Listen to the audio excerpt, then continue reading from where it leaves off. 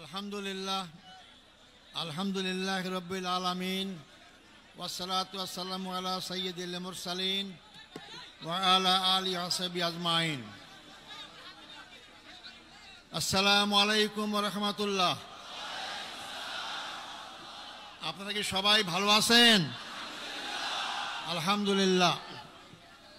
আমি প্রায় 14 বছর কারাগারে থাকার পর আজকে সকালে মুক্ত হলাম। আমি এখন মুক্ত, আমি এখন স্বাধীন। এটা স্বাধীন দেশে আমি স্বাধীন নাগরিক একজন।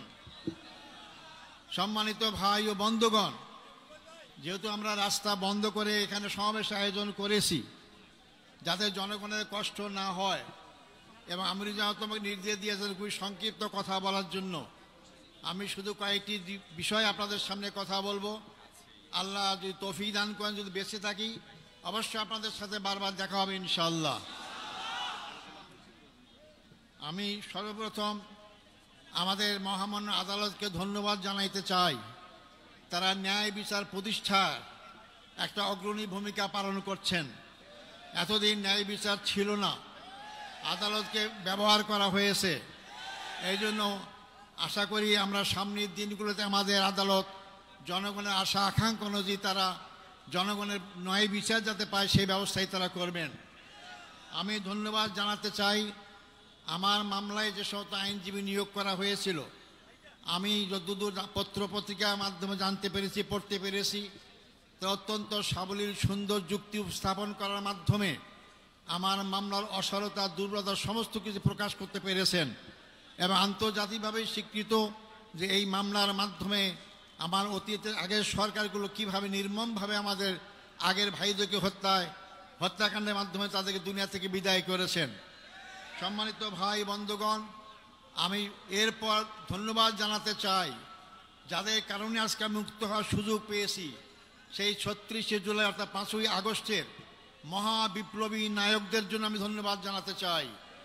তাদের অক্লান্ত পরিশ্রম, আন্দোলন, তাদের মাধ্যমে স্বৈরাচার ফ্যাসিস্ট সরকারের পতন হতে বাধ্য হয়েছিল।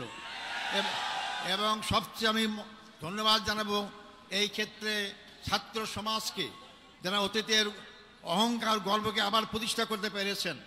ছাত্র সমাজই রাস্তায় রাজপথে নেমে রক্ত ঢেলে তারা এই 14.5 বছরের ফ্যাসিস্ট সরকারের সকল জুলুম অত্যাচারের বিরুদ্ধে জনগণকে সাথে নিয়ে তারা রাজপথে যে আন্দোলন গড়ে তুলেছিলেন, যার কারণে গর্ব গর্ব সব চূর্ণ হয়ে বাংলাদেশ নতুনভাবে স্বাধীনতা অর্জন করতে পেরেছে। আমি ধন্যবাদ জানাতে চাই ছাত্র, যুবক, শিক্ষক, সকল পেশাজীবী, সকল নারী পুরুষ, এমনকি শিশু বাচ্চাদেরকেও আমি দেখেছি তারা রাজপথে সেদিন নেমে এসেছিল। সবাইকে আমি ধন্যবাদ জানাতে চাই। আমি ধন্যবাদ জানাতে চাই আমাদের দেশপ্রেমিক সেনাবাহিনীকে, যারা জনগণের পক্ষ না নেওয়ার কারণেই আজকে আমরা এই অবস্থা আসতে সক্ষম হয়েছি। সম্মানিত ভাই ও বন্ধুগণ, আমি ধন্যবাদ জানাতে চাই। আমি দেখেছি, আমাকে বলেছে আমার মুক্তির জন্য আমি একজন নগণ্য ব্যক্তি। অনেকে রোজা রেখেছেন, অনেকে সিয়াম পালন করেছেন, অনেকে মানত করেছেন। আমি তাদেরকে ধন্যবাদ জানাতে চাই। হয়তো ওটা ইসলামী আন্দোলনকে মহব্বত করার কারণেই, ইসলামীকে ভালোবাসার কারণেই, এটা অবশ্যই তারা ধন্যবাদ পাওয়ার যোগ্য। আল্লাহ তাকে উত্তম যাজা দান করুক। সম্মানিত ভাই ও বন্ধুগণ, আমি স্মরণ করছি অত্যন্ত দুঃখ বেদনা ভারাক্রান্ত হৃদয় যারা আমার নেতা ছিলেন, সেই নেতাদেরকে অন্যায়ভাবে হত্যা করা হয়েছে, জুডিশিয়াল কিলিং করা হয়েছে তাদেরকে।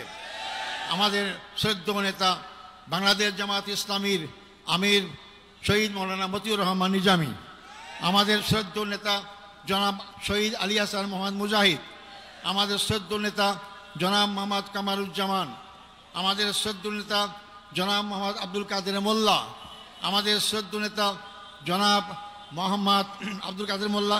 এরপরে সবচেয়ে দুঃখজনক হচ্ছে যে আমাদের সমাজ শ্রদ্ধার পাত্র, সারা দুনিয়ায় পরিচিত আন্তর্জাতিক খ্যাতিসম্পন্ন আলেমউদ্দিন হযরত মৌলানা দেলাওয়ার হোসেন সাঈদীকে বিনা চিকিৎসায়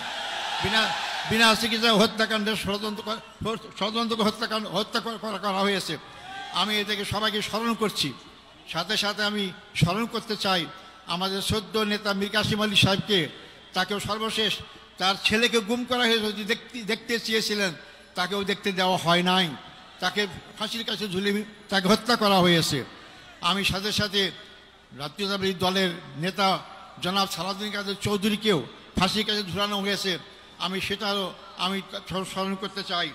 সম্মানিত ভাই বন্ধুগণ, আমরা এর মধ্যেও হারিয়েছি জেলখানায় আমাদের সেই শ্রদ্ধেয় নেতা অধ্যাপক গোলাম আজমকে, আমরা হারিয়েছি আমাদের মৌলানা আবুল কালাম মোহাম্মদ ইউসুফ সাহেবকে, হারিয়েছি আমরা 5 বারের নির্বাচিত এমপি মৌলানা আব্দুল সোবহান সাহেবকে আমরা হারিয়েছি।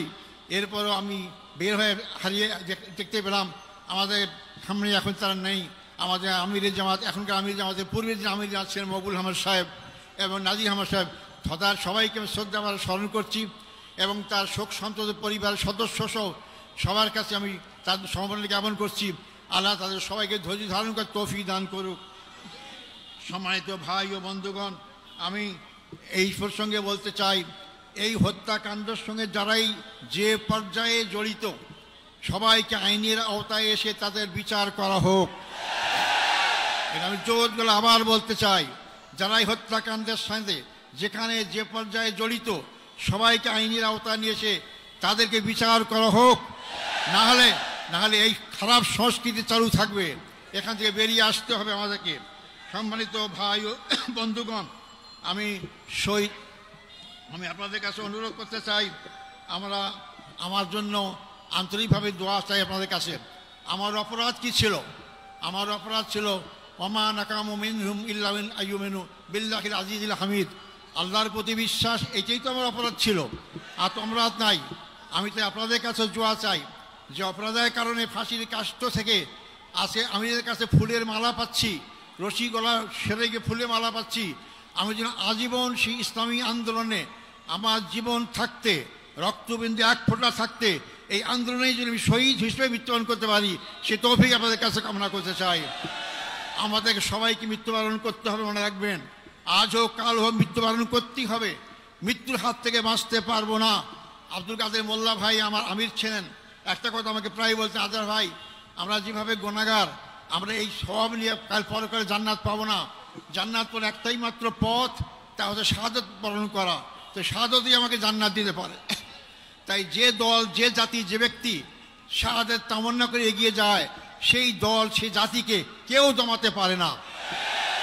সম্মানিত ভাই এবং বন্ধুগণ, সেই দোয়া করার সাথে সাথে আপনাদের সবাইকে সবার মাধ্যমে সারা বাংলাদেশের আপনার জনসাধারণকে আহ্বান করতে চাই, আসুন এই দেশ আমাদের, এই দেশ আমাদের সবার, এই দেশের মানুষের আশা আকাঙ্ক্ষা চিন্তা চেতনা ঐক্য অনুযায়ী এই দেশটাকে ইসলামী সমাজ গড়ার আকাঙ্ক্ষা আমরা সবাই এগিয়ে যেতে পারি।